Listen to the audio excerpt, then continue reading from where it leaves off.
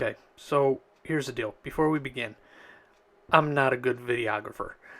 Apparently, you shouldn't backlight yourself when you're trying to stand in front of a camera and record an intro. We'll learn, we'll get better. And with that being said, on with the show. Welcome to weekend 2 of pulling an engine out for my Project Stealth here at a Geek's Garage. So thanks to everybody who gave me comments and encouragement to keep doing this.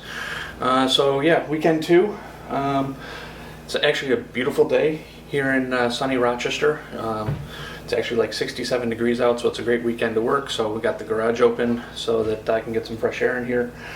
And we're going to go ahead and continue pulling parts out of the car. Wish me luck.